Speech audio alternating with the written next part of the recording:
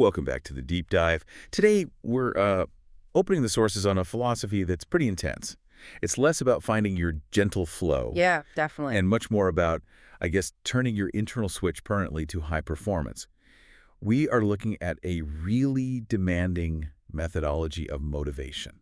It is a challenging deep dive. The material we've gathered mostly around this core text, Unflinching Discipline, performance without purpose, it's fundamentally confrontational, isn't it? It really is. It pushes back hard against a lot of the softer, maybe more common wisdom about motivation. Right. So our mission today is to really unpack this radical idea. The idea that your pursuit of excellence shouldn't actually need an external target. Mm. You don't need the bonus or the medal or, the social media applause.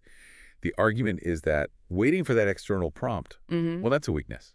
It really forces you to rethink your whole motivational structure. Because if you take away the traditional purpose that defined outside goal, what's left? Good question. And the philosophy argues that what should be left is this discipline, something so deeply ingrained it just becomes part of who you are, an inexorable part of your identity. Okay. That, the source claims, is where true, unstoppable resilience comes from. That sounds exhausting, honestly. But also, incredibly intriguing. Let's start right there with the title, Performance Without a Purpose. The immediate thought might be, nihilism or apathy. If there's no point, why bother performing at all? Right. How do the sources define performance without a purpose, without sort of falling into that trap? That's a really critical distinction. It's not advocating for apathy. Not at all. Okay. It defines the state as striving for excellence even when no external goals exist, even when there's no audience. No audience at all. None. You're not performing because of some requirement or for a reward. You're performing because your internal standard demands it. It's framed as an act of self-sovereignty. Okay, self-sovereignty.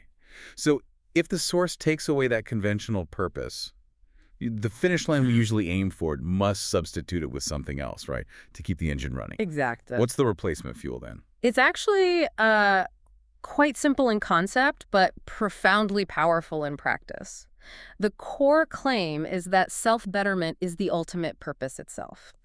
It transforms the relentless daily process, the improvement, the small gains, the refining that becomes the goal. The process itself. Yes. The act of becoming better today than you were yesterday, in whatever metric you choose for yourself, that is the singular, non-negotiable mission. I can see the immediate application there for you, the listener. If you feel maybe overwhelmed chasing goals that keep moving, or they get reset by external forces, Right. this philosophy is basically saying, stop chasing the outside validation. Start focusing only on internal iteration, improvement for its own sake. Precisely. The process is the goal.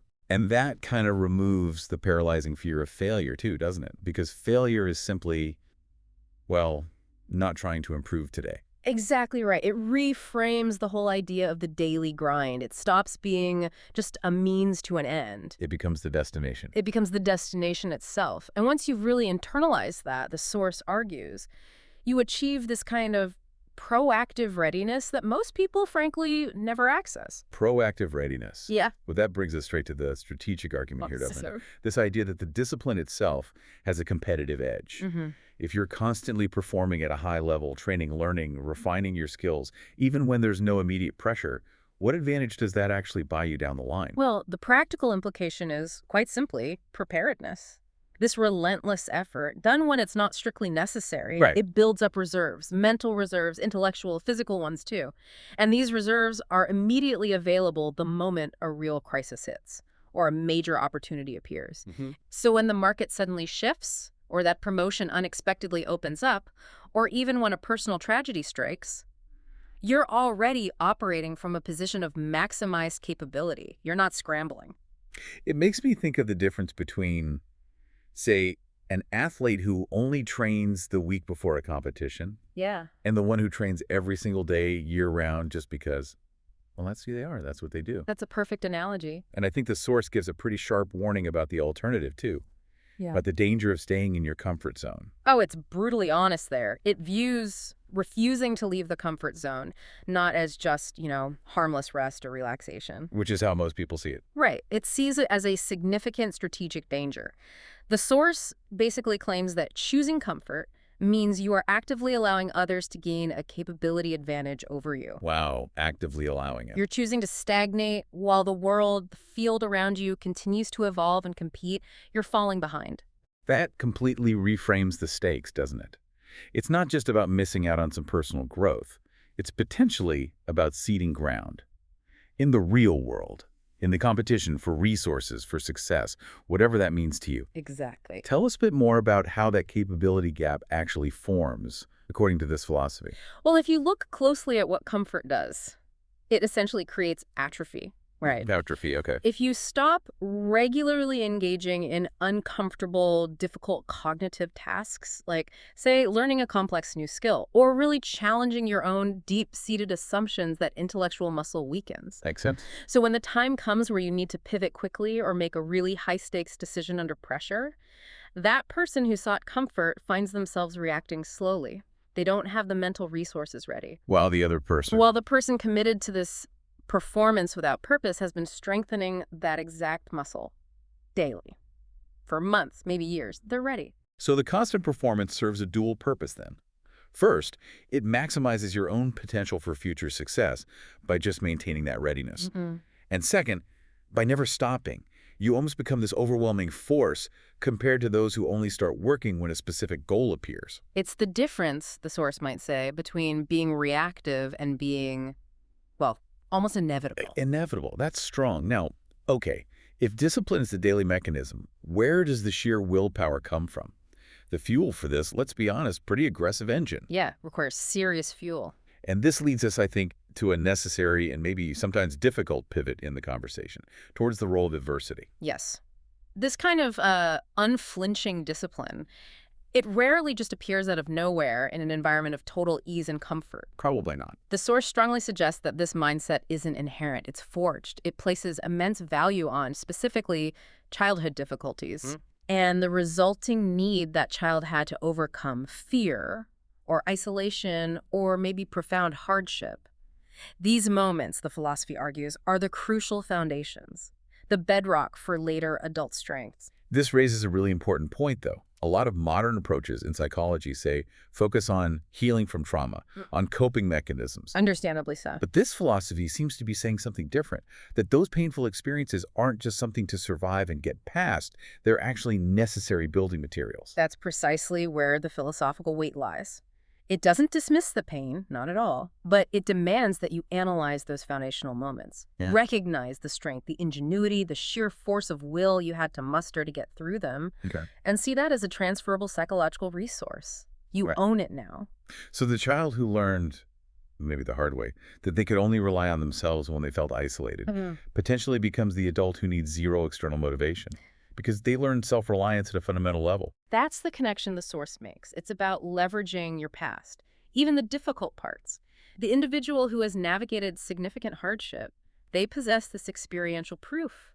They know they've survived worse than whatever challenge they face today. Right, that internal database of, I got through that. Exactly. And that internal certainty is far more reliable, the argument goes, than any fleeting motivational speech or external pressure. So the core principle here is that facing adversity, really facing it, is the very mechanism by which character and personal power is forged. That's it. You have a reservoir of psychological knowledge. You know, deep down, I know how hard I can push because I have successfully pushed that hard or harder before. And that realization alone could act as fuel for this whole performance without purpose engine, because it connects the daily discipline back to an established, known capacity for struggle. Okay. Let's shift gears now. We've talked about the why and the what. Let's move from the philosophical foundation to the practical, the daily execution. For you, the listener, if you're committed to this path of self-betterment, how do you translate this intensity into daily actionable behavior? Right, because if the goal is purely internal, just self-betterment, we need internal ways to measure it. Internal checks and balances. We need tools for personal accountability. And that's the key, isn't it? Without a boss breathing down your neck, or a customer demanding results, or a teacher setting deadlines, who is the accountability partner? It has to be entirely internal. And the source suggests it stems from fostering genuine personal pride. Yes, but it's very specific here. It's not vanity or ego in the negative sense. It's described as a deep-seated commitment to a standard you set for yourself. Okay. You do the work, especially the difficult, uncomfortable work, because you would be ashamed if you failed to meet your own standard, not because you fear external judgment. That shift Yeah. from fearing what others think to fearing disappointing yourself, that feels really powerful. It is. But pride needs structure, right? You can't just operate on some vague feeling of I should be better. How do you actually structure that commitment? How do you measure that internal standard day to day? This is where the core practical tool comes in. The source emphasizes the necessity of creating your own personal mission statement. A mission statement, like for a company. Sort of, but deeply personal. It needs to be a formal, probably written articulation of the specific standards you intend to hold yourself to. Regardless of the context, regardless of who's watching, it forces you to answer the question, what does excellence look like to me personally? Okay, so unlike a corporate mission statement, this isn't about market share or profit targets. Not at all. It's focused entirely on your own conduct, your self-discipline, your capability growth. Can you give an example? What might that look like for an individual? It would detail your non-negotiables. It could include things like, I will attempt one genuinely new and difficult skill every quarter, regardless of whether I need it right now.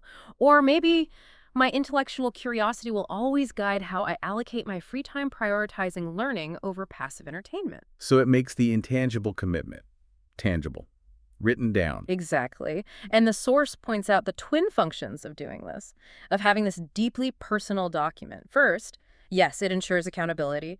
It acts as your internal judge, checking your actions against your own stated values. Right, holds your feet to the fire. But second, and arguably more crucial for this philosophy, it ensures that you are actually standing for something. It helps define your identity through action. How so? Well, if your performance doesn't have an external purpose dictated to you, then this mission statement provides the blueprint for what that performance is. It ensures your effort isn't just wasted motion, but is directed specifically toward the kind of excellence you personally defined. It gives your internal drive direction. That's a really powerful, actionable takeaway for you listening. Stop waiting for the world or your boss or anyone else to define your value. Write down what you value in terms of performance and character, and then hold yourself accountable to that document every day. It's presented as the ultimate act of intellectual and personal ownership, taking control. Okay, so to quickly synthesize what we've deep dived into today. First, this idea that purpose can be entirely internal, defined simply as perpetual self-betterment. The journey is the destination. Second, the comfort zone isn't just comfortable, it's viewed as a strategic trap. It actively cedes competitive advantage to those who keep pushing, keep working. Dangerous place, according to this view. And third, that true, unflinching personal power often stems directly from leveraging, not just surviving, but using past adversity to fuel your future discipline.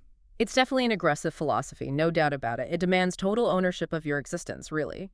It forces you to acknowledge that if you're not actively improving, by your own definition, you are falling behind. Okay, so let's leave you, our listener, with a final thought to chew on. Something that builds on this idea of the self-created mission statement.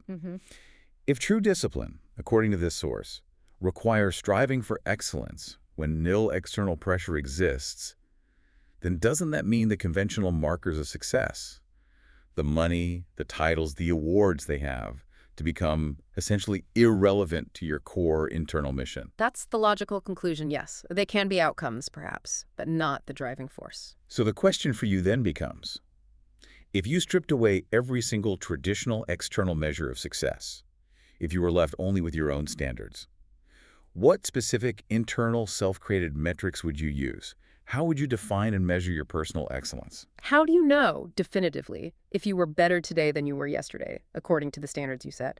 That definition and your adherence to it must become the only standard that truly matters.